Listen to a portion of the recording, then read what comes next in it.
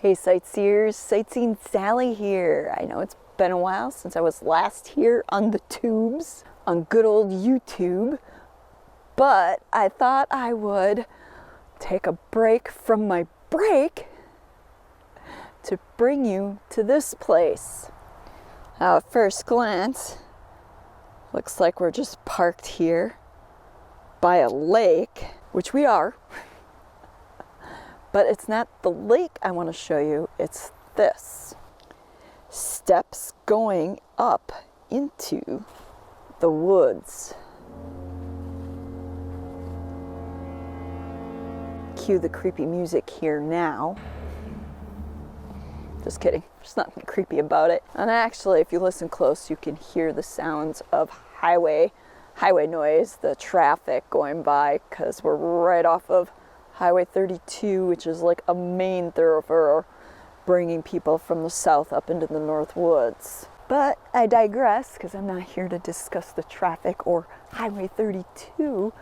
I was actually interested in this place because I came across an article this morning on the interwebs, you know, the internet, and discovered something disturbing about this place. Disturbing in the sense that this place has been shut down by our National Park Service. Now I know some of you are going to be like, so what? Why should we give two craps about some rinky-dinky little ass park? Oops, pardon my French, like my grandma used to say. Up here in the Northwoods of Wisconsin, why should we care that it's being closed?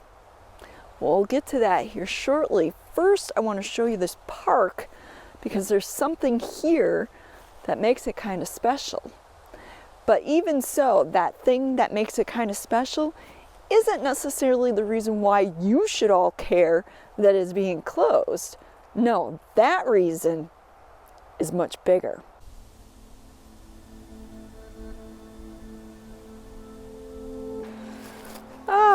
One of them old-time water pumps. Seeing the closing of this park, the Park Service has taken away the handle, so you can't even pump yourself some fresh water out of the ground. Go figure. Looks like there might have been at one time a nice little beach here next to Green Lake. One of several Green Lakes here in Wisconsin, this one being rather small. And if we look, you can see the old logs that likely separated the beach from the rest of the campground area. Now remember how I said that there was something about this place that made it super special? Well, we're like right on it. Ta-da! There it is! A structure that is on the National Register of Historic Places here in the Northwoods of Wisconsin. I mean, how cool is that? That is something you would not expect to find here. But yet, it is. So this structure was built in 1937 by the Civilian Conservation Corps, and it was listed on the National Register of Historic Places. And so one of the reasons why I think it's important for you all to care that they've closed this little campground down is that they still haven't decided what they're going to do with this. Even though it is listed on the National Register of Historic Places, the National Park Service hasn't decided if they're going to keep this here, take it down, put it up somewhere else, and the danger with that is the potential for other greater, more significant landmarks being taken away from us. Now I get that some of you might think that is conspiracy theory, hocus pocus BS, but Consider this. Since 2019, a number of campgrounds up here in the Northwoods of Wisconsin have been closed by our National Park Service, or more specifically, the United States Forestry Service. And what makes that so concerning is how many people out there know that this is going on. Did you know that? Did you know that the United States Forestry Service was closing down campgrounds across the Northwoods of Wisconsin? Of course not. It's not like something that's going to hit national news. Now, follow along with me here on this just a little bit. Let's go down the rabbit hole. So we do that up here in the Northwoods of Wisconsin. Who's to say that there aren't other areas across the United States where the US Forestry Service hasn't decided, hey, we don't have the funding, we don't have the monies available, so we can't keep these parks open to people, and so they just start closing them down. Who gets the say in that? You know, these national forests, these national parks, they're our lands, and yet we don't get a say in that. Did somebody come knocking on your door or call you up and say, hey, do you mind if we close down this campground? Of course not.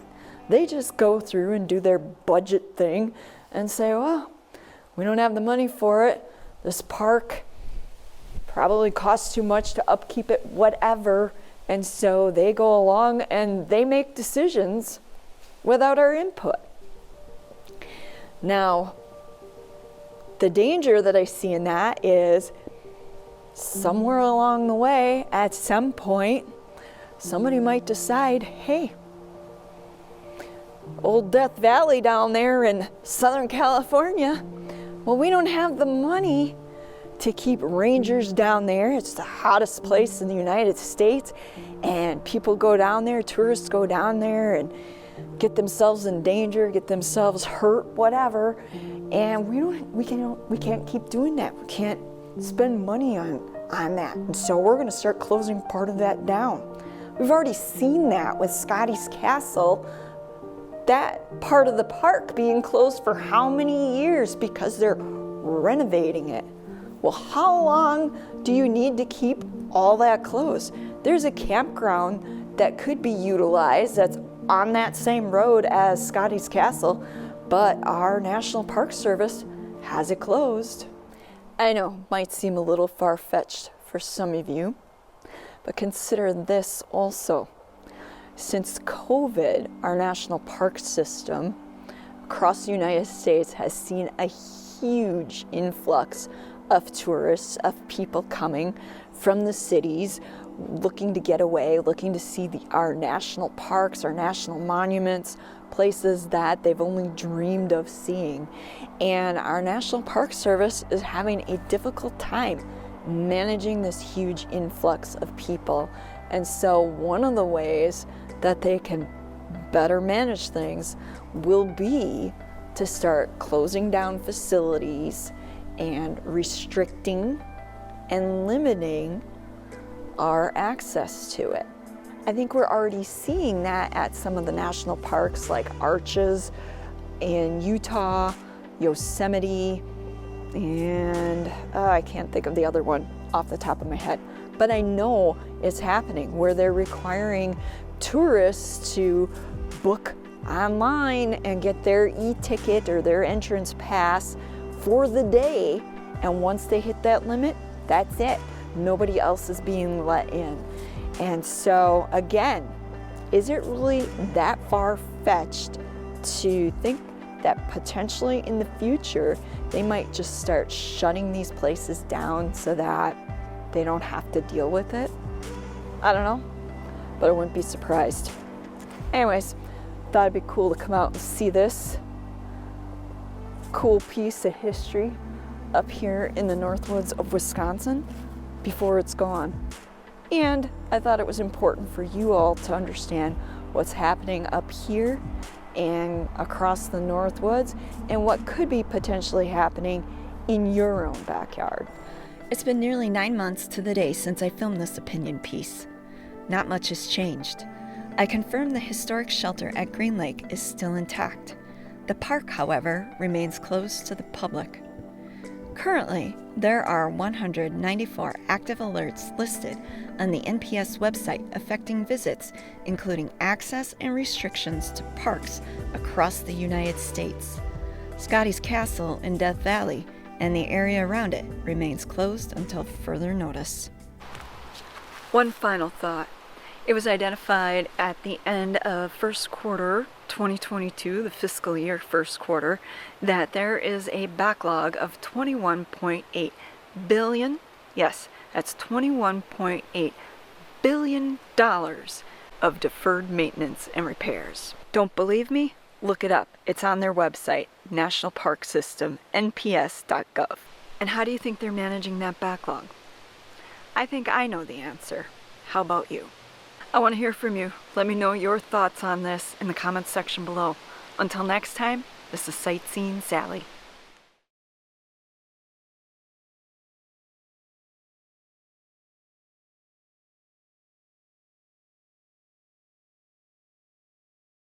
Time to address the elephant in the room. And no, not talking about my hair. It's a pretty big fireplace. I think Bigfoot cooks up dinner here